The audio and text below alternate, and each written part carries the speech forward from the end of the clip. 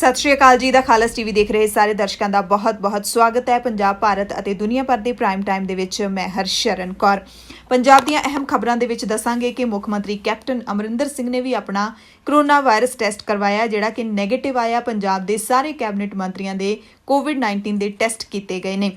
ਪੰਜਾਬ ਦੇ ਵਿੱਚ ਸ਼੍ਰੀ ਗੁਰੂ ਗ੍ਰੰਥ ਸਾਹਿਬ ਜੀ ਦੇ 267 ਪਾਵਨ ਸਰੂਪਾਂ ਨੂੰ ਲੈ ਕੇ ਕੀ ਵੱਡੀ ਖਬਰ ਹੈ, ਜਥੇਦਾਰ ਸਾਹਿਬ ਨੇ ਕਿਹੜੀ ਵੱਡੀ ਕਾਰਵਾਈ ਕੀਤੀ ਹੈ, ਇਹ ਵੀ ਦੱਸਾਂਗੇ। ਤੇ ਅਮਰੀਕਾ ਤੋਂ ਇੱਕ ਚੰਗੀ ਖਬਰ ਆਈ ਹੈ ਵਿਦੇਸ਼ੀ ਵਿਦਿਆਰਥੀਆਂ ਦੇ ਲਈ। ਟਰੰਪ ਸਰਕਾਰ ਨੇ ਯੂ ਟਰਨ ਲੈ ਲਿਆ ਆਪਣੇ ਇੱਕ ਮਾਰੂ ਫੈਸਲੇ ਨੂੰ ਲੈ ਕੇ। ਪਹਿਲਾਂ ਪੰਜਾਬ, ਭਾਰਤ ਤੇ ਦੁਨੀਆ ਭਰ ਦੀ ਕੋਵਿਡ-19 ਦੀ ਅਪਡੇਟ ਦੱਸ ਦਿੰਦੇ ਹਾਂ। ਪੰਜਾਬ ਦੇ ਵਿੱਚ 15 ਜੁਲਾਈ ਨੂੰ 8 ਮੌਤਾਂ ਦਰਜ ਕੀਤੀਆਂ ਗਈਆਂ ਨੇ। ਅੰਮ੍ਰਿਤਸਰ ਦੇ ਵਿੱਚ 3, ਇੱਕ ਪਠਾਨਕੋਟ, 3 ਜਲੰਧਰ ਤੇ ਲੁਧਿਆਣਾ ਵਿੱਚ 1, ਜਿਸ ਦੇ ਨਾਲ ਕੁੱਲ ਮੌਤਾਂ ਦੀ ਗਿਣਤੀ ਸੂਬੇ ਵਿੱਚ 221 ਹੋ ਗਈ ਹੈ। 288 ਨਵੇਂ ਕੇਸ ਦਰਜ ਕੀਤੇ ਗਏ ਨੇ, ਜਿਸ ਦੇ ਨਾਲ ਕੁੱਲ ਪੋਜ਼ਿਟਿਵ ਮਰੀਜ਼ਾਂ ਦੀ ਗਿਣਤੀ 8799 ਹੋ ਗਈ ਹੈ। ਪੂਰੇ ਪੰਜਾਬ ਦੇ ਵਿੱਚ 204 ਜਣੇ ਜਿਹੜੇ ਮਰੀਜ਼ ਨੇ ਉਹਨਾਂ ਨੂੰ ਡਿਸਚਾਰਜ ਕੀਤਾ ਗਿਆ। 15 ਜੁਲਾਈ ਨੂੰ 5867 ਕੁੱਲ ਲੋਕ ਠੀਕ ਹੋ ਚੁੱਕੇ ਨੇ। ਹੁਣ ਤੱਕ ਐਕਟਿਵ ਕੇਸਾਂ ਦੀ ਗਿਣਤੀ 2711 ਰਹਿ ਗਈ ਹੈ। ਆਕਸੀਜਨ ਸਪੋਰਟ ਤੇ 46 ਲੋਕ ਨੇ ਅਤੇ ਕ੍ਰਿਟੀਕਲ ਨੇ ਜੋ ਲੋਕ ਉਹਨਾਂ ਦੀ ਗਿਣਤੀ 9 ਹੈਗੀ ਹੈ। ਪੂਰੇ ਭਾਰਤ ਵਿੱਚ ਪਿਛਲੇ 24 ਘੰਟਿਆਂ ਵਿੱਚ 30,000 ਨਵੇਂ ਮਾਮਲੇ ਆਏ ਨੇ ਕਰੋਨਾ ਵਾਇਰਸ ਦੇ ਤੇ 582 ਮੌਤਾਂ ਹੋਈਆਂ ਨੇ। ਤੇ ਹੁਣ ਤੱਕ ਪੂਰੇ ਭਾਰਤ ਵਿੱਚ 9,36,000 ਤੋਂ ਵੱਧ ਕੇਸ ਦਰਜ ਕੀਤੇ ਜਾ ਚੁੱਕੇ ਨੇ। ਇਹਨਾਂ ਦੇ ਵਿੱਚੋਂ 5,92,000 ਠੀਕ ਹੋ ਚੁੱਕੇ ਨੇ, ਜਦਕਿ 3,19,840 ਮਰੀਜ਼ਾਂ ਵਿੱਚ ਹਾਲੇ ਵੀ ਲਾਗ ਦੇ ਲੱਛਣ ਨੇ। ਪੰਜਾਬ ਦੀਆਂ ਖਾਸ ਖਬਰਾਂ ਦੇ ਵਿੱਚ ਸਭ ਤੋਂ ਪਹਿਲਾਂ ਗੱਲ ਕਰਾਂਗੇ ਪੰਜਾਬ ਦੇ ਸਾਰੇ ਮੰਤਰੀਆਂ ਦੇ ਉੱਤੇ, ਜਾਂ ਕਹਿ ਲਈਏ ਕਿ ਪੰਜਾਬ ਦੀ ਕੈਬਨਿਟ ਉੱਤੇ ਕਰੋਨਾ ਵਾਇਰਸ ਦਾ ਛਾਇਆ ਮੰਡਰਾ ਰਿਹਾ ਸੀ, ਜਿਸ ਤੋਂ ਬਾਅਦ ਸਾਰੀ ਕੈਬਨਿਟ ਤੇ ਕੋਵਿਡ-19 ਦੇ ਟੈਸਟ ਕਰਵਾਏ ਗਏ। ਪੰਜਾਬ ਦੇ ਸਿਹਤ ਮੰਤਰੀ ਬਲਬੀਰ ਸਿੰਘ ਸਿੱਧੂ ਨੇ ਇਸ ਦੀ ਜਾਣਕਾਰੀ ਦਿੱਤੀ। ਮੁੱਖ ਮੰਤਰੀ ਕੈਪਟਨ ਅਮਰਿੰਦਰ ਸਿੰਘ ਨੇ ਵੀ ਜਾਣਕਾਰੀ ਦਿੱਤੀ ਕਿ ਉਹਨਾਂ ਦਾ ਕੋਵਿਡ-19 ਦਾ ਟੈਸਟ ਕਰਵਾਇਆ ਹੈ, ਜਿਹੜਾ ਕਿ ਨੈਗੇਟਿਵ ਆਇਆ। ਦਰਅਸਲ ਪੰਜਾਬ ਦੇ ਕੈਬਨਿਟ ਮੰਤਰੀ ਤ੍ਰਿਪਤ ਰਜਿੰਦਰ ਸਿੰਘ ਬਾਜਵਾ ਦੀ ਰਿਪੋਰਟ ਪੋਜ਼ਿਟਿਵ ਆਈ ਸੀ, ਜਿਸ ਤੋਂ ਬਾਅਦ ਸਾਰੀ ਵਜ਼ਾਰਤ ਨੂੰ ਟੈਸਟ ਕਰਵਾਉਣ ਦੀ ਸਲਾਹ ਦਿੱਤੀ ਸੀ ਮੁੱਖ ਮੰਤਰੀ ਕੈਪਟਨ ਅਮਰਿੰਦਰ ਸਿੰਘ ਨੇ। ਪੰਜਾਬ ਦੇ ਸਿਹਤ ਮੰਤਰੀ ਨੇ ਲੋਕਾਂ ਨੂੰ ਵੀ ਅਪੀਲ ਕੀਤੀ ਹੈ ਕਿ ਕੋਵਿਡ-19 ਦੇ ਦਿਸ਼ਾ ਨਿਰਦੇਸ਼ਾਂ ਦੀ ਪਾਲਣਾ ਕਰਨ, ਲੋਕਾਂ ਨੂੰ ਸਮਾਜਿਕ ਦੂਰੀ ਰੱਖਣ ਲਈ ਕਿਹਾ ਤੇ ਮਾਸਕ ਪਹਿਨਣ ਦੀ ਤਾਕੀਦ ਵੀ ਕੀਤੀ ਹੈ। ਕੁਝ ਦਿਨ ਪਹਿਲਾਂ ਵੀ ਸਰਕਾਰ ਨੇ ਨਵੇਂ ਨਿਯਮ ਬਣਾਏ ਸੀ, ਜਿਸ ਦੇ ਵਿੱਚ ਜਨਤਕ ਇਕੱਠਾਂ ਤੇ ਪੂਰਨ ਤੌਰ ਤੇ ਪਾਬੰਦੀ ਲਾ ਦਿੱਤੀ ਸੀ, ਪਰ ਪੰਜਾਬ ਦੇ ਵਿੱਚ ਇਹਨਾਂ ਨਿਯਮਾਂ ਦਾ ਵਿਰੋਧ ਹੋਣ ਲੱਗਿਆ। ਸੂਬੇ ਦੀਆਂ ਮਜ਼ਦੂਰ, ਕਿਸਾਨ ਤੇ ਹੋਰ ਜਨਤਕ ਜਥੇਬੰਦੀਆਂ ਨੇ ਤਿੱਖਾ ਰੋਸ ਪ੍ਰਗਟ ਕੀਤਾ ਤੇ ਇਸ ਫੈਸਲੇ ਨੂੰ ਲੋਕ ਵਿਰੋਧੀ ਕਰਾਰ ਦਿੱਤਾ ਹੈ।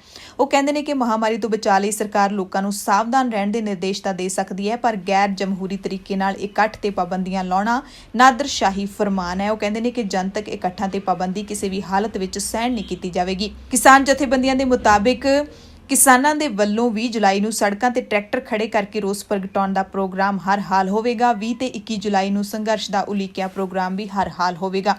ਸਵਾਲ ਚੁੱਕੇ ਨੇ ਕਿ ਇੱਕ ਪਾਸੇ ਤਾਂ ਸਰਕਾਰ ਪਾਬੰਦੀਆਂ ਲਾ ਰਹੀ ਹੈ, ਦੂਸਰੇ ਪਾਸੇ ਕਾਂਗਰਸੀ ਆਗੂਆਂ ਵੱਲੋਂ ਇਕੱਠ ਕੀਤੇ ਜਾ ਰਹੇ ਨੇ। ਉਹਨਾਂ ਨੇ ਖਾਸ ਕਰਕੇ ਸੂਬਾ ਕਾਂਗਰਸ ਦੇ ਪ੍ਰਧਾਨ ਸੁਨੀਲ ਜਾਖੜ ਦੇ ਚੰਡੀਗੜ੍ਹ ਵਿੱਚ ਸੱਦੇ ਇਕੱਠ ਤੇ ਸਵਾਲ ਚੁੱਕੇ ਨੇ ਕਿ ਸਰਕਾਰ ਦੀਆਂ ਪਾਬੰਦੀਆਂ ਨੂੰ ਇਸ ਲੀਡਰ ਨੇ ਵੀ ਨਜ਼ਰਅੰਦਾਜ਼ ਕੀਤਾ ਹੈ, ਪਰ ਕੀ ਸਰਕਾਰ ਨੇ ਇਹਨਾਂ ਦੇ ਖਿਲਾਫ FIR ਕੀਤੀ ਹੈ? ਅਗਲੀ ਅਹਿਮ ਖਬਰ ਹੈ CBSE ਬੋਰਡ ਨੇ 10ਵੀਂ ਦੇ ਨਤੀਜਿਆਂ ਦਾ ਐਲਾਨ ਕਰ ਦਿੱਤਾ ਹੈ। ਬਿਨਾਂ ਪੇਪਰਾਂ ਤੋਂ ਲਏ ਨਤੀਜਿਆਂ ਦੀ ਫੀਸਦ ਦੇ ਵਿੱਚ ਸੁਧਾਰ ਹੋਇਆ। 91.46% ਰਿਜ਼ਲਟ ਰਿਹਾ ਹੈ ਤੇ ਪਿਛਲੇ ਸਾਲ ਦੇ ਮੁਕਾਬਲੇ 0.36% ਦਾ ਵਾਧਾ ਹੋਇਆ ਹੈ। ਵਿਦਿਆਰਥੀ cbseresults.nic.in ਤੇ ਨਤੀਜੇ ਦੇਖ ਸਕਦੇ ਨੇ। ਚੰਡੀਗੜ੍ਹ ਤੋਂ ਅਹਿਮ ਖਬਰ ਹੈ, ਜਿੱਥੇ UT ਪ੍ਰਸ਼ਾਸਨ ਨੇ ਜਨਤਕ ਥਾਵਾਂ ਤੇ ਇਕੱਠ ਉੱਤੇ ਪਾਬੰਦੀ ਲਾਉਣ ਤੋਂ ਬਾਅਦ ਹੁਣ ਪ੍ਰੈਸ ਕਾਨਫਰੰਸ ਕਰਨ ਤੇ ਵੀ ਰੋਕ ਲਾ ਦਿੱਤੀ ਹੈ। ਇਸ ਗੱਲ ਦਾ ਪ੍ਰਗਟਾਵਾ UT ਪ੍ਰਸ਼ਾਸਨ ਦੇ ਅਧਿਕਾਰੀ ਅਤੇ ਪੁਲਿਸ ਵੱਲੋਂ ਸੁਖਦੇਵ ਸਿੰਘ ਢੀਂਡਸਾ ਦੇ ਸੈਕਟਰ 40 ਵਿੱਚ ਪ੍ਰੋਗਰਾਮ ਦੌਰਾਨ ਕੀਤਾ ਗਿਆ। ਉਹਨਾਂ ਨੇ ਪੱਤਰਕਾਰਾਂ ਨੂੰ ਇਕੱਠੇ ਹੋਣ ਤੋਂ ਵੀ ਰੋਕਿਆ। UT ਪ੍ਰਸ਼ਾਸਨ ਦੇ ਅਧਿਕਾਰੀਆਂ ਦਾ ਕਹਿਣਾ ਹੈ ਕਿ ਉਹਨਾਂ ਵੱਲੋਂ ਪਹਿਲਾਂ ਹੀ ਸਮਾਗਮ ਦੇ ਪ੍ਰਬੰਧਕਾਂ ਨੂੰ ਨੋਟਿਸ ਜਾਰੀ ਕਰ ਦਿੱਤਾ ਗਿਆ ਸੀ, ਫਿਰ ਵੀ ਸਮਾਗਮ ਸੰਬੰਧੀ ਹੁਣ ਬਣਦੀ ਕਾਰਵਾਈ ਹੈ ਜਿਹੜੀ ਉਹ ਕੀਤੀ ਜਾਵੇਗੀ। ਚੰਡੀਗੜ੍ਹ ਵਿੱਚ ਦਫਾ 144 ਲਾਈ ਗਈ ਹੈ, ਕਿਸੇ ਵੀ ਥਾਂ ਤੇ ਇਕੱਠ ਨਹੀਂ ਕੀਤਾ ਜਾ ਸਕਦਾ। ਸ਼੍ਰੀ ਗੁਰੂ ਗ੍ਰੰਥ ਸਾਹਿਬ ਜੀ ਦੇ 267 ਸਰੂਪਾਂ ਦੇ ਮਾਮਲੇ ਦੇ ਵਿੱਚ ਕਾਰਵਾਈ ਕਰਦਿਆਂ ਸ਼੍ਰੀ ਅਕਾਲ ਤਖ਼ਤ ਸਾਹਿਬ ਦੇ ਕਾਰਜਕਾਰੀ ਜਥੇਦਾਰ ਗਿਆਨੀ ਹਰਪ੍ਰੀਤ ਸਿੰਘ ਨੇ ਪਬਲਿਕੇਸ਼ਨ ਵਿਭਾਗ ਦਾ ਸਾਰਾ ਰਿਕਾਰਡ ਹੈ ਜਿਹੜਾ ਸੀਲ ਕਰ ਦਿੱਤਾ, ਜਿਹੜਾ ਇਸ ਮਾਮਲੇ ਦੇ ਨਾਲ ਸੰਬੰਧਿਤ ਸੀ।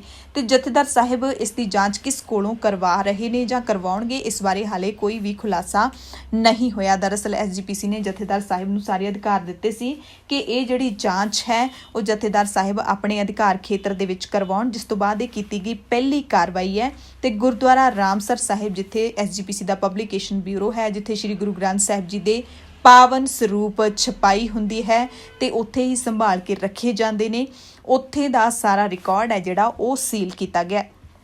ਪੰਜਾਬ ਦੇ ਵਿੱਚ ਪ੍ਰਾਈਵੇਟ ਸਕੂਲਾਂ ਦੀ ਫੀਸਾਂ ਦੇ ਮਾਮਲੇ ਸੰਬੰਧੀ ਸੁਣਵਾਈ ਸ਼ੁੱਕਰਵਾਰ ਤੱਕ ਟਲ ਗਈ ਹੈ। 17 ਜੁਲਾਈ ਤੱਕ ਸੁਣਵਾਈ ਨੂੰ ਮੁਲਤਵੀ ਕਰ ਦਿੱਤਾ ਗਿਆ। ਦਰਅਸਲ ਹਾਈ ਕੋਰਟ ਦੇ ਵਿੱਚ ਜੱਜਾਂ ਦੇ ਬੈਂਚ ਨੇ ਇਸ ਤੇ ਸੁਣਵਾਈ ਤੋਂ ਸਾਫ਼ ਇਨਕਾਰ ਕਰ ਦਿੱਤਾ। ਉਹਨਾਂ ਕਿਹਾ ਕਿ ਇਸ ਮਾਮਲੇ ਵਿੱਚ ਸ਼ਾਮਿਲ ਕੁਝ ਸਕੂਲਾਂ ਦੀ ਉਹ ਪੈਰਵੀ ਕਰ ਚੁੱਕੇ ਨੇ ਤੇ ਹਾਈ ਕੋਰਟ ਪਹਿਲਾਂ ਹੀ ਐਲਾਨ ਕਰ ਚੁੱਕੀ ਹੈ ਕਿ ਸਕੂਲ ਨੇ ਜਿਹੜੇ ਉਹ 100% ਦੀ ਫੀਸ ਹੈ ਜਿਹੜੀ ਉਹ ਲੈ ਸਕਦੇ ਨੇ। ਲੱਦਾਖ ਸੀਮਾ ਤੇ ਚੀਨੀ ਫੌਜਾਂ ਨਾਲ ਬਣੇ ਤਣਾਅ ਵਾਲੇ ਮਾਹੌਲ ਦੇ ਵਿੱਚ ਭਾਰਤੀ ਥਲ ਸੈਨਾ ਦੇ ਮੁਖੀ ਐਮ ਨਰਵਾਣੇ ਨੇ ਪੱਛਮੀ ਸੀਮਾ ਉੱਤੇ ਆਪਰੇਸ਼ਨ ਸੰਬੰਧੀ ਤਿਆਰੀਆਂ ਦਾ ਜਾਇਜ਼ਾ ਲਿਆ ਤੇ ਉਹਨਾਂ ਨੇ ਅੰਮ੍ਰਿਤਸਰ ਅਤੇ ਫਿਰੋਜ਼ਪੁਰ ਦਾ ਵੀ ਦੌਰਾ ਕੀਤਾ। ਅੰਮ੍ਰਿਤਸਰ ਤੇ ਫਿਰੋਜ਼ਪੁਰ ਦੇ ਵਿੱਚ ਸਰਹੱਦਾਂ ਤੇ ਦੌਰਾ ਕਰਕੇ ਉਹਨਾਂ ਨੇ ਫੌਜੀ ਜਰਨੈਲਾਂ ਦੇ ਨਾਲ ਬੈਠਕ ਕੀਤੀ, ਫੌਜੀਆਂ ਦਾ ਮਨੋਬਲ ਵਧਾਇਆ ਤੇ ਉਹਨਾਂ ਦੀ ਪ੍ਰਸ਼ੰਸਾ ਕਰਦਿਆਂ ਹਰ ਸਥਿਤੀ ਲਈ ਤਿਆਰ-ਬਰ-ਤਿਆਰ ਰਹਿਣ ਦੀ ਪ੍ਰੇਰਣਾ ਵੀ ਕੀਤੀ। ਪ੍ਰਸ਼ੰਸਾ ਪੱਤਰ ਵੀ ਦਿੱਤੇ ਗਏ ਉਹਨਾਂ ਦੇ ਕੰਮ ਪ੍ਰਤੀ ਦ੍ਰਿੜਤਾ ਦੇ ਲਈ। ਪਟਿਆਲਾ ਤੋਂ ਖਬਰ ਹੈ, ਜਿੱਥੇ ਪਿੰਡੂ ਵਿਕਾਸ ਤੇ ਪੰਚਾਇਤ ਵਿਭਾਗ ਅਧੀਨ 14 ਸਾਲਾਂ ਤੋਂ ਠੇਕੇ ਤੇ ਕੰਮ ਕਰਦੇ ਆ ਰਹੇ ਰੂਰਲ ਫਾਰਮੇਸੀ ਅਫਸਰਾਂ ਅਤੇ ਚੌਥਾ ਦਰਜਾ ਮੁਲਾਜ਼ਮਾਂ ਨੇ ਆਪਣੀਆਂ ਸੇਵਾਵਾਂ ਨੂੰ ਰੈਗੂਲਰ ਕਰਵਾਉਣ ਲਈ ਸ਼ੁਰੂ ਕੀਤੀ ਸੂਬਾਈ ਹੜਤਾਲ ਦੇ 26ਵੇਂ ਦਿਨ ਸਰਕਾਰ ਨੂੰ ਗ੍ਰਿਫਤਾਰੀਆਂ ਦੇਣ ਦੀ ਧਮਕੀ ਦਿੱਤੀ ਹੈ। ਉਹਨਾਂ ਨੇ ਕਿਹਾ ਹੈ ਕਿ ਜੇ ਸਰਕਾਰ ਨੇ ਉਹਨਾਂ ਦੀਆਂ ਹੱਕੀ ਮੰਗਾਂ ਨਾ ਪੂਰੀਆਂ ਕੀਤੀਆਂ ਤਾਂ ਗ੍ਰਿਫਤਾਰੀਆਂ ਦੇ ਕੇ ਸੰਘਰਸ਼ ਨੂੰ ਹੋਰ ਤਿੱਖਾ ਕੀਤਾ ਜਾਵੇਗਾ।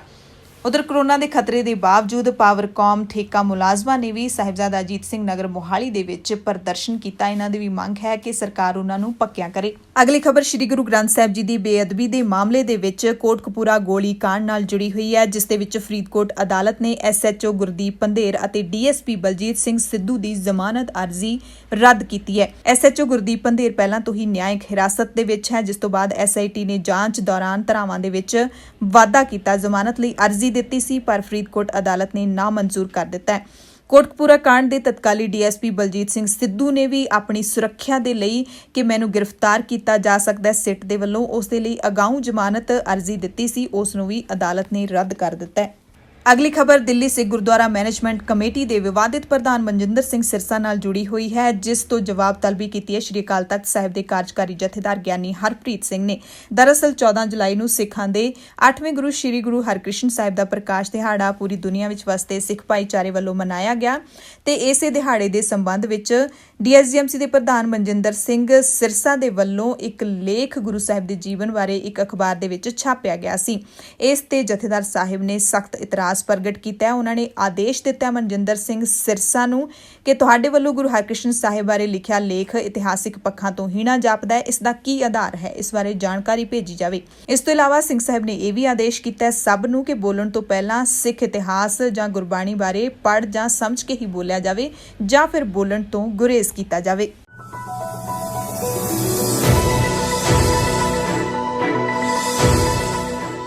ਪ੍ਰਾਈਮ ਟਾਈਮ ਦੇ ਵਿੱਚ ਪੂਰੇ ਭਾਰਤ ਦੀਆਂ ਖਬਰਾਂ 'ਚ ਸਭ ਤੋਂ ਪਹਿਲਾਂ ਗੱਲ ਕਰਾਂਗੇ ਭਾਰਤ ਦੇ ਵਿੱਚ ਕੋਰੋਨਾ ਵਾਇਰਸ ਦੇ ਬਣਨ ਵਾਲੇ ਟੀਕੇ ਦੀ।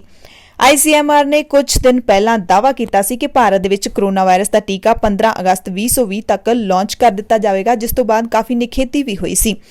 ਹੁਣ ਫਿਰ Indian council of medical research ਦੇ ਡਾਇਰੈਕਟਰ ਜਨਰਲ ਬਲਰਾਮ ਭਾਰਗਵ ਨੇ ਦੱਸਿਆ ਕਿ ਕੋਰੋਨਾ ਨੂੰ ਲੈ ਕੇ ਭਾਰਤ ਵਿੱਚ 2 ਟੀਕਿਆਂ ਤੇ ਕੰਮ ਚੱਲ ਰਿਹਾ ਹੈ, ਯਾਨੀ ਕਿ 2 ਵੈਕਸੀਨ ਬਣ ਰਹੀਆਂ ਨੇ। ICMR ਨੇ ਦਾਅਵਾ ਕੀਤਾ ਕਿ ਚੂਹਿਆਂ ਅਤੇ ਖਰਗੋਸ਼ਾਂ ਤੇ ਇਹਨਾਂ ਦੋਵਾਂ ਟੀਕਿਆਂ ਦਾ ਪ੍ਰਯੋਗ ਸਫਲ ਰਿਹਾ ਹੈ। ਇਸ ਤੋਂ ਬਾਅਦ ਹੁਣ ਭਾਰਤ ਦੇ ਡਰੱਗ ਕੰਟਰੋਲਰ ਜਨਰਲ ਨੇ ਇਹਨਾਂ ਟੀਕਿਆਂ ਦੀ ਮਨੁੱਖੀ ਅਜਮਾਇਸ਼ ਨੂੰ ਮਨਜ਼ੂਰੀ ਦੇ ਦਿੱਤੀ ਹੈ, ਯਾਨੀ ਕਿ ਹੁਣ ਇਨਸਾਨਾਂ ਦੇ ਉੱਤੇ ਇਸ ਦਾ ਟ੍ਰਾਇਲ ਕੀਤਾ ਜਾਵੇਗਾ। ਭਾਰਤ ਬਾਇਓਟੈਕ ਇੰਟਰਨੈਸ਼ਨਲ ਲਿਮਟਿਡ ਅਤੇ ਜਾਇਡਸ ਕੈਡਿਲਾ ਭਾਰਤ ਦੇ ਵਿੱਚ ਕੋਰੋਨਾ ਦੀ ਵੈਕਸੀਨ ਬਣਾਉਣ ਦੀ ਕੋਸ਼ਿਸ਼ ਕਰ ਰਹੇ ਨੇ। ਭਾਰਤ ਬਾਇਓਟੈਕ ਦੀ ਵੈਕਸੀਨ ਦਾ ਨਾਮ ਕੋਵੈਕਸਿਨ ਹੈ। ਉਹਨਾਂ ਕਿਹਾ ਕਿ ਭਾਰਤ ਦੇ ਨਾਲ-ਨਾਲ ਰੂਸ ਨੇ ਵੀ ਟੀਕਾ ਬਣਾਉਣ ਦੀ ਪ੍ਰਕਿਰਿਆ ਨੂੰ ਤੇਜ਼ ਕਰ ਦਿੱਤਾ ਹੈ। ਹਾਲਾਂਕਿ ਰੂਸ ਨੇ ਤਾਂ ਇਹ ਦਾਅਵਾ ਕਰ ਦਿੱਤਾ ਹੋਇਆ ਹੈ ਕਿ ਉਹਨਾਂ ਨੇ ਵੈਕਸੀਨ ਬਣਾ ਲਈ ਹੈ ਤੇ ਚੀਨ ਦੇ ਵਿੱਚ ਵੀ ਕੰਮ ਤੇਜ਼ੀ ਦੇ ਨਾਲ ਚੱਲ ਰਿਹਾ ਹੈ। ਅਮਰੀਕਾ ਵਿੱਚ 2 ਟੀਕਿਆਂ ਤੇ ਤੇਜ਼ੀ ਨਾਲ ਕੰਮ ਚੱਲ ਰਿਹਾ ਹੈ। ਭਾਰਤ ਦੇ IT ਹੱਬ ਬੈਂਗਲੁਰੂ ਦੇ ਵਿੱਚ ਕੋਰੋਨਾ ਵਾਇਰਸ ਦੇ ਮਾਮਲੇ ਤੇਜ਼ੀ ਨਾਲ ਵਧਣ ਤੋਂ ਬਾਅਦ ਸੂਬਾ ਸਰਕਾਰ ਨੇ 1 ਹਫ਼ਤੇ ਦਾ ਲਾਕਡਾਊਨ ਮੁੜ ਤੋਂ ਲਾਉਣ ਦਾ ਐਲਾਨ ਕਰ ਦਿੱਤਾ ਹੈ।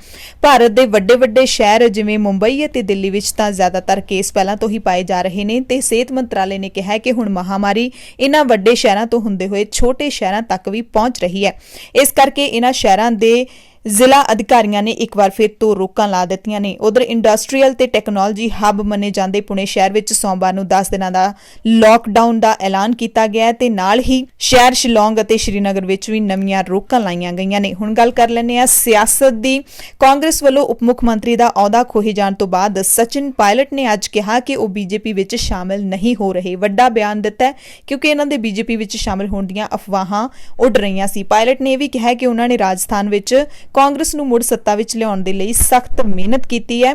ਰਾਜਸਥਾਨ ਦੇ ਕੁਝ ਲੀਡਰ ਅਫਵਾਹਾਂ ਫੈਲਾ ਰਹੇ ਨੇ ਕਿ ਮੈਂ ਭਾਜਪਾ ਵਿੱਚ ਸ਼ਾਮਿਲ ਹੋ ਰਿਹਾ, ਪਰ ਇਹ ਸਭ ਝੂਠ ਹੈ। ਪਾਇਲਟ ਨੇ ਦੋਵੇਂ ਅਹੁਦਿਆਂ ਤੋਂ ਹਟਾਏ ਜਾਣ ਤੋਂ ਬਾਅਦ ਪਹਿਲੀ ਵਾਰੀ ਅਜਿਹਾ ਬਿਆਨ ਦਿੱਤਾ ਹੈ। ਉਹਨਾਂ ਕਿਹਾ ਕਿ ਮੈਂ ਛੇਤੀ ਹੀ ਆਪਣੇ ਅਗਲੇ ਕਦਮ ਬਾਰੇ ਫੈਸਲਾ ਕਰਾਂਗਾ ਤੇ ਅਜਿਹਾ ਮੰਨਿਆ ਜਾ ਰਿਹਾ ਸਿਆਸੀ ਮਾਹਿਰਾਂ ਵੱਲੋਂ ਕਿ ਸਚਿਨ ਪਾਇਲਟ ਆਪਣੀ ਨਵੀਂ ਪਾਰਟੀ ਬਣਾ ਸਕਦੇ ਨੇ। ਪਾਇਲਟ ਹਲੇ ਵੀ ਦੇਖਣਾ ਚਾਹੁੰਦੇ ਨੇ ਕਿ ਉਹਨਾਂ ਨਾਲ ਕਿੰਨੇ ਕੁ ਵਿਧਾਇਕ ਨੇ ਰਾਜਸਥਾਨ ਦੇ। ਇਸ ਦੌਰਾਨ ਕਾਂਗਰਸ ਦੇ ਜਨਰਲ ਸਕੱਤਰ ਤੇ ਰਾਜਸਥਾਨ ਦੇ ਇੰਚਾਰਜ ਅਵਿਨਾਸ਼ ਪਾਂਡੇ ਨੇ ਕਿਹਾ ਕਿ ਜੇ ਸਚਿਨ ਪਾਇਲਟ ਪਾਰਟੀ ਤੋਂ ਮਾਫੀ ਮੰਗ ਲੈਣ ਤਾਂ ਗੱਲ ਬਣ ਸਕਦੀ ਹੈ। ਹੁਣ ਗੱਲ ਕਰ ਲੈਂਦੇ ਆ ਉੱਤਰ ਪ੍ਰਦੇਸ਼ ਦੇ ਗੈਂਗਸਟਰ ਵਿਕਾਸ ਦੁਬੇ ਨਾਲ ਜੁੜੇ ਮਾਮਲੇ ਦੀ। ਉੱਤਰ ਪ੍ਰਦੇਸ਼ ਸਰਕਾਰ ਨੇ ਸੁਪਰੀਮ ਕੋਰਟ ਨੂੰ ਕਿਹਾ ਕਿ ਉਹ ਅਪਰਾਧੀ ਵਿਕਾਸ ਦੁਬੇ ਅਤੇ ਉਸ ਦੇ ਸਾਥੀਆਂ ਨਾਲ ਹੋਏ ਮੁਕਾਬਲਿਆਂ ਦੇ ਮਾਮਲੇ ਦੀ ਜਾਂਚ ਲਈ ਚੁੱਕੇ ਗਏ ਕਦਮਾਂ ਬਾਰੇ ਸਥਿਤੀ ਰਿਪੋਰਟ ਅਦਾਲਤ ਦੇ ਵਿੱਚ 16 ਜੁਲਾਈ ਤੱਕ ਦਾਇਰ ਕਰੇਗੀ। ਯੂਪੀ ਸਰਕਾਰ ਵੱਲੋਂ ਸੋਲਿਸਿਟਰ ਜਨਰਲ ਤੁਸ਼ਾਰ ਮਹਿਤਾ ਪੇਸ਼ ਹੋਏ ਸੀ।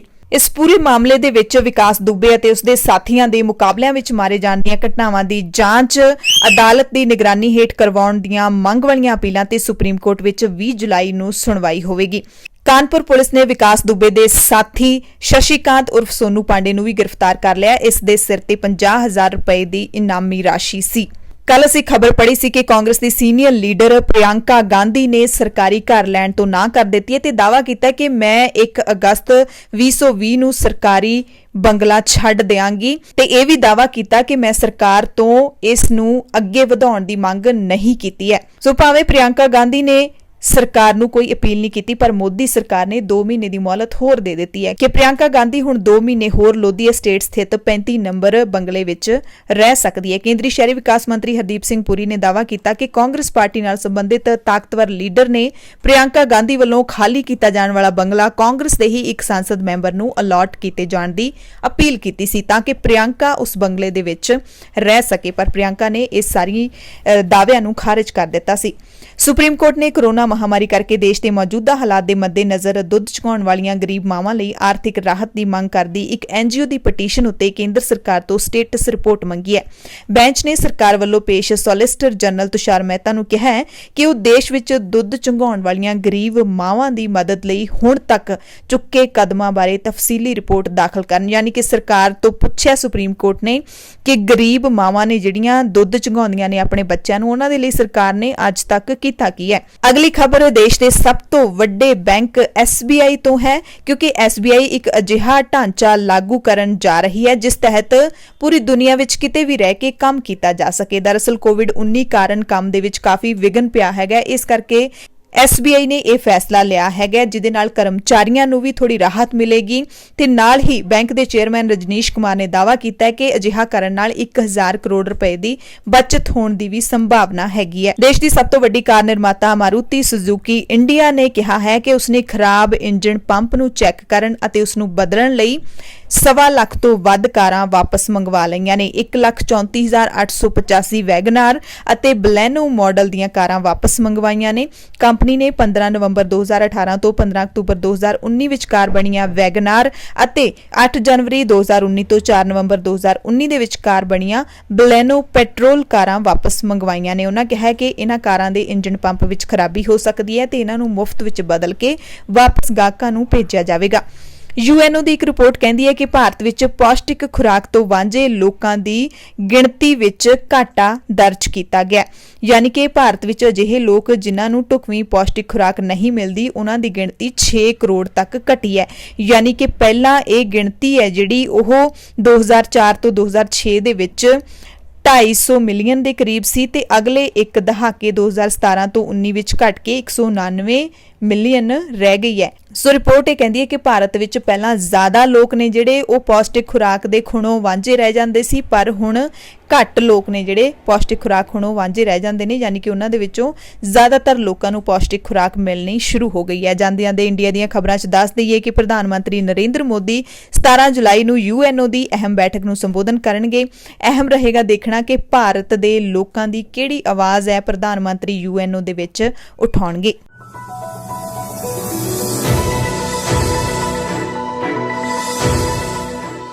पूरी दुनिया ਦੀਆਂ ਖਬਰਾਂ ਦੇ ਵਿੱਚ ਸਭ ਤੋਂ ਪਹਿਲਾਂ ਗੱਲ ਕਰਾਂਗੇ ਉਹਨਾਂ ਵਿਦੇਸ਼ੀ ਵਿਦਿਆਰਥੀਆਂ ਦੀ ਜਿਹੜੇ ਕਿ ਅਮਰੀਕਾ ਦੇ ਵਿੱਚ ਪੜ੍ਹਾਈ ਕਰਨ ਗਏ ਹੋਏ ਨੇ ਤੇ ਟਰੰਪ ਸਰਕਾਰ ਨੇ ਉਹਨਾਂ ਦੇ ਲਈ ਇੱਕ ਮਾਰੂ ਫੈਸਲਾ ਸੁਣਾਇਆ ਸੀ। ਪਰ ਹੁਣ ਰਾਹਤ ਦੀ ਗੱਲ ਇਹ ਹੈ ਕਿ ਟਰੰਪ ਸਰਕਾਰ ਨੇ ਉਹ ਫੈਸਲਾ ਵਾਪਸ ਲੈ ਲਿਆ। ਇੱਕ ਹਫ਼ਤੇ ਬਾਅਦ ਟਰੰਪ ਸਰਕਾਰ ਨੇ ਯੂ ਟਰਨ ਲਿਆ ਹੈ। ਅਮਰੀਕੀ ਰਾਸ਼ਟਰਪਤੀ ਡੋਨਾਲਡ ਟਰੰਪ ਦੀ ਸਰਕਾਰ ਨੇ ਵਿਦੇਸ਼ੀ ਵਿਦਿਆਰਥੀਆਂ ਨੂੰ ਡਿਪੋਰਟ ਕਰਨ ਦੀ ਆਪਣੀ ਯੋਜਨਾ ਨੂੰ ਹੁਣ ਰੱਦ ਕਰ ਦਿੱਤਾ ਹੈ। ਦਰਅਸਲ ਇਹ ਫੈਸਲਾ ਉਹਨਾਂ ਵਿਦੇਸ਼ੀ ਵਿਦਿਆਰਥੀਆਂ ਦੇ ਲਈ ਲਿਆ ਗਿਆ ਸੀ ਜਿਨ੍ਹਾਂ ਦੇ ਪੜ੍ਹਾਈ ਦੇ ਕੋਰਸ ਕੋਰੋਨਾ ਵਾਇਰਸ ਮਹਾਮਾਰੀ ਦੇ ਕਾਰਨ ਪੂਰੀ ਤਰ੍ਹਾਂ ਦੇ ਨਾਲ ਆਨਲਾਈਨ ਹੋ ਚੁੱਕੇ ਸੀ।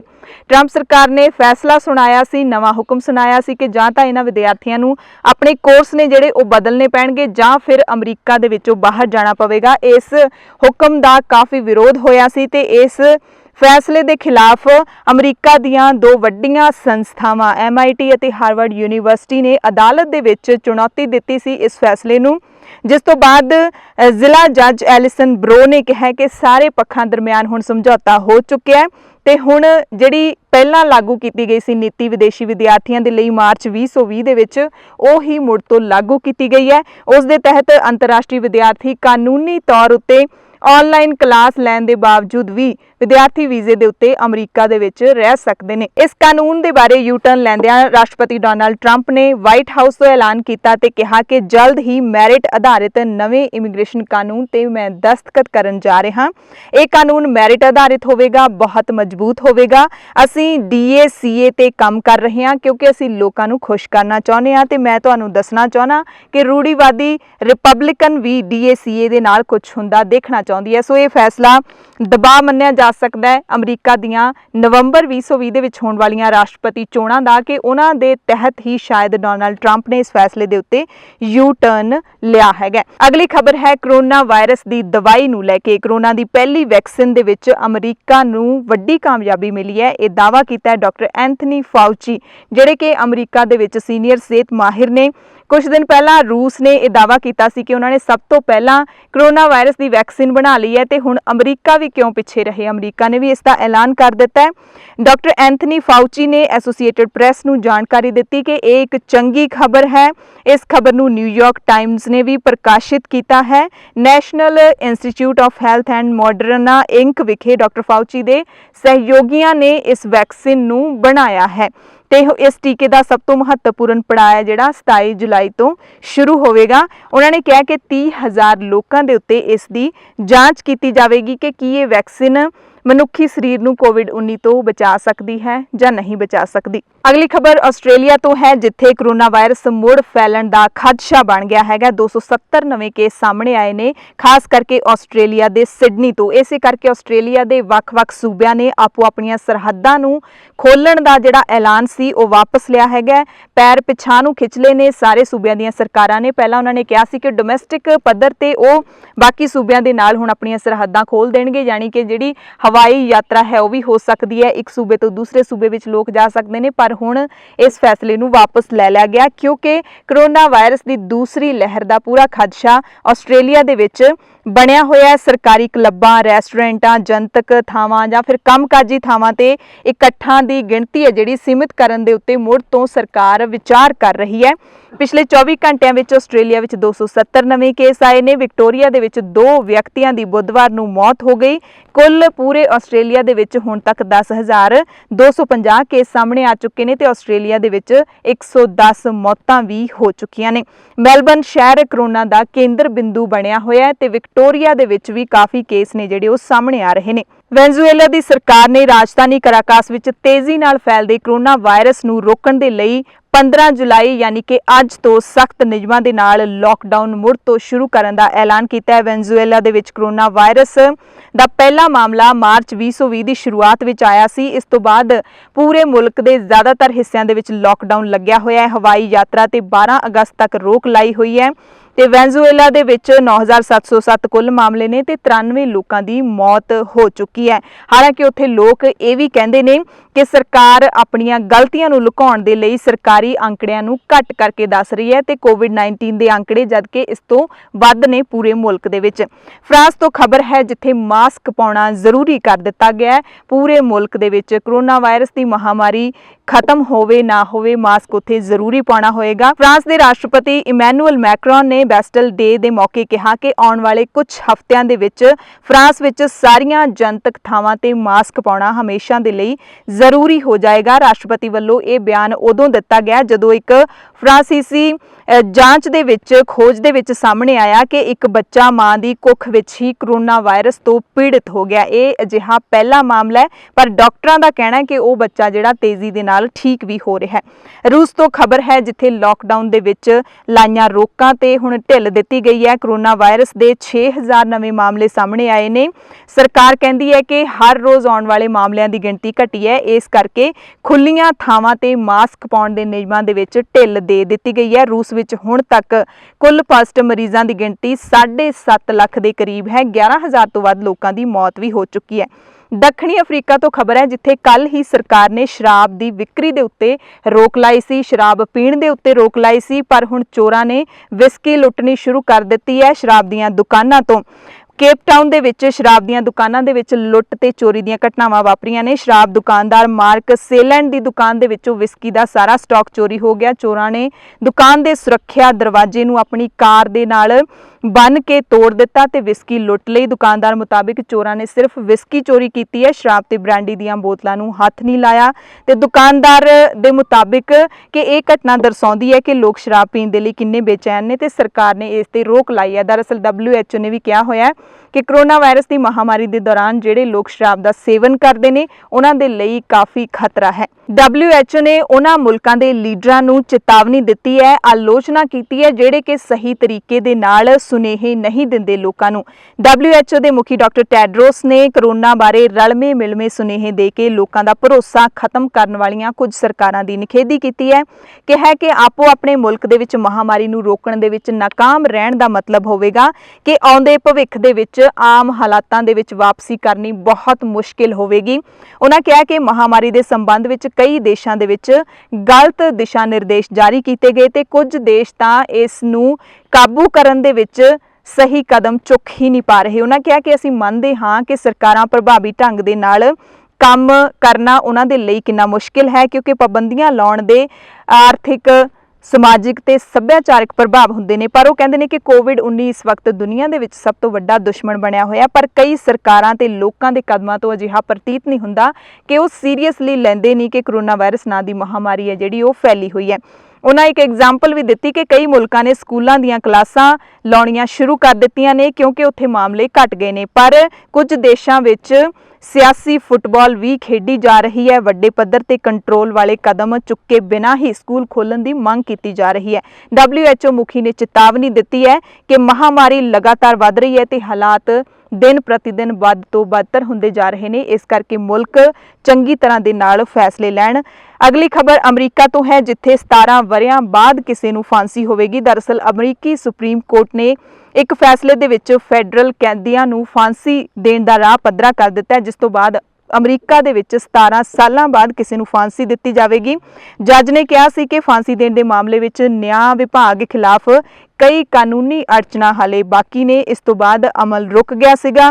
ਤੀਰੇ ਕਤਲ ਦੇ ਦੋਸ਼ੀ ਡੇਨੀਅਲ ਲੂਇਸ ਲੀ ਨੂੰ ਫਾਂਸੀ ਦਿੱਤੀ ਜਾਵੇਗੀ 17 ਸਾਲਾਂ ਬਾਅਦ। ਸੁਪਰੀਮ ਕੋਰਟ ਨੇ ਸਜ਼ਾ ਦੇਣ ਦੇ ਹੱਕ ਵਿੱਚ ਸਜ਼ਾ ਦੇਣ ਦੇ ਹੱਕ ਦੇ ਵਿੱਚ 5 ਵੋਟਾਂ ਪਈਆਂ ਤੇ ਵਿਰੋਧ ਦੇ ਵਿੱਚ 4 ਵੋਟਾਂ ਪਈਆਂ, ਜਿਸ ਤੋਂ ਬਾਅਦ ਫਾਂਸੀ ਦੀ ਸਜ਼ਾ ਦੇ ਉੱਤੇ ਮੋਹਰ ਲਾ ਦਿੱਤੀ ਗਈ ਸੀ। ਪੰਜਾਬ, ਭਾਰਤ ਅਤੇ ਦੁਨੀਆ ਭਰ ਦੇ ਪ੍ਰਾਈਮ ਟਾਈਮ ਦੇ ਵਿੱਚ ਤੁਹਾਡੇ ਸਭ ਤੋਂ ਇਜਾਜ਼ਤ ਚਾਹੁੰਦੇ ਆ। ਤੁਸੀਂ ਸਾਰੇ ਆਪਣਾ ਧਿਆਨ ਰੱਖਿਓ। ਕੋਵਿਡ-19 ਦੀ ਮਹਾਮਾਰੀ ਦੇ ਨਾਲ ਜੁੜੇ ਕੇਸ ਨੇ ਜਿਹੜੇ ਪੰਜਾਬ ਦੇ ਨਾਲ ਪੂਰੇ ਭਾਰਤ ਦੇ ਵਿੱਚ ਲਗਾਤਾਰ ਵੱਧ ਰਹੇ ਨੇ। ਸਾਰੇ ਮਾਸਕ ਪਾ ਕੇ ਬਾਹਰ ਨਿਕਲਿਆ ਕਰੋ, ਆਪਣੇ ਹੱਥ ਲਗਾਤਾਰ ਧੋਂਦੇ ਰਹੋ, ਲੋੜਵੰਦਾਂ ਦੀ ਮਦਦ ਜ਼ਰੂਰ ਕਰਦੇ ਰਹੋ। ਧੰਨਵਾਦ।